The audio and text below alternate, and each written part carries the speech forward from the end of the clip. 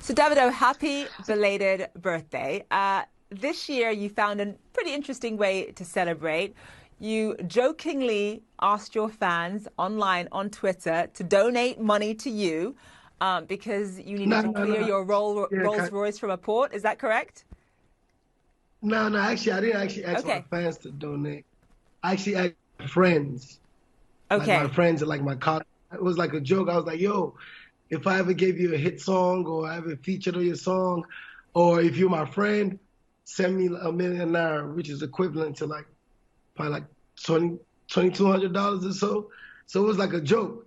So my friends started sending me money, and then after a while, um, I started seeing like crazy numbers on my account. Then I started noticing like regular people and just like fans would start sending me money Right. too.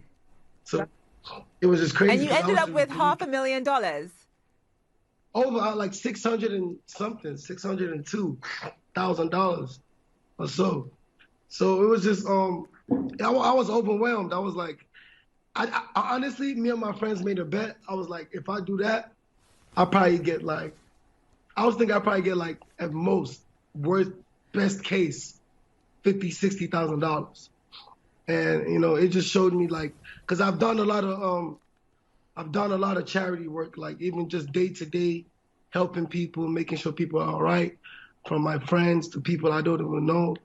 Right, So it right. was just it was good to see like my the work I've done over the years be appreciated. So I wouldn't say it was a no brainer because like, but after a while, like it was getting too much. I was like, yo, like it wouldn't. It's not even my type of character to keep Do you this know what? money. It's interesting because some people thought it was hilarious. Other Yeah. people were sort of like, well, Davido, he's already rich, he's already a millionaire. Why is he asking people to donate money to him? I know that you gave the But money like away and you people gave it get to an orphanage, but can you understand why there was I a never mixed said. reaction?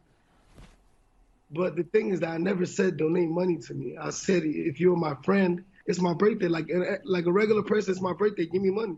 For people who don't know much about your music, obviously people are listening to this show from all over the world. People who don't know much about Afro beats in particular, what makes it special? I mean, I feel like it has a story behind it. Apart from that, in original music, and it represents a whole culture. You know, it represents a whole continent, which is Africa.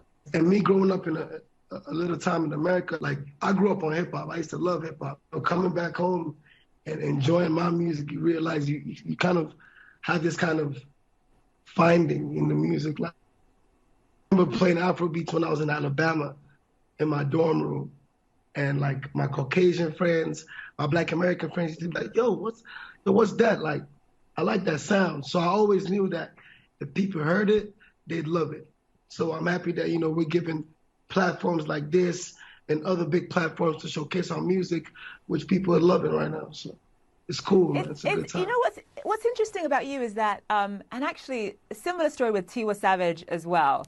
Both of you had essentially grown up in the West. Tiwa Savage, I believe she spent a lot of time in London during her childhood. You were actually born in Atlanta, Georgia. You went to school in Alabama. You Yeah. could have easily stayed in the US in order to make it in the music industry, which is what a lot of people would have thought to do. Yeah. Instead, you said, no, I'm going to go back to Nigeria. That is where I'm going to be successful. How did you know?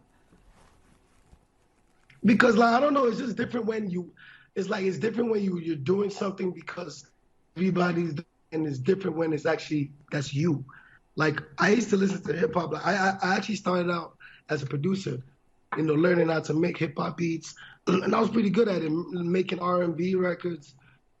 Like I listened to African music, adapted it to it so quick that it was like I felt like yo that's it was in my blood. You know what I'm saying? Like I didn't have to sit down and compose raps or compose R&B Mm-hmm. songs that take days when you can just I just make an Afrobeat song in 2, 3 minutes, 15 minutes. So that's when I realized like, yo, this is actually in my blood and I feel it. You feel the music, man. Trust me, you go to a club, I don't care where you at in the world. They play whatever, whatever. When they plus start playing Afro beats, the feeling is different. Everybody knows, you know?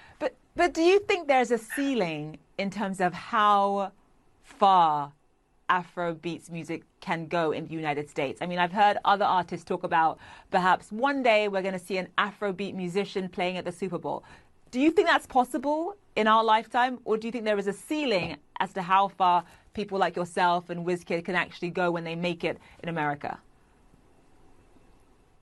I don't think there's a limit to anything. You know what I'm saying? Like, look, 10 years ago, nobody would believe crypto would be a thing. You feel me? But I don't think there's ever a limit to anything. Like I said before, Afrobeat music represents a whole continent. So I don't think it's a thing of we're like, oh, we're trying to please the Western world.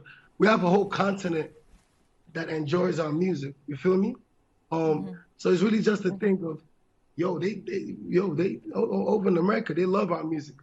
Let's go over there. And it's not like we're in America not making no money or not on tour or not doing business, you know what I'm saying, or, you know, spreading the culture. They love the music. We go over there, we give them a service, and everybody's happy. And we also have our own continent. We got our own Super Bowl where we can perform. We got our own continent. We do every December. And Davido, just quickly, tell us about your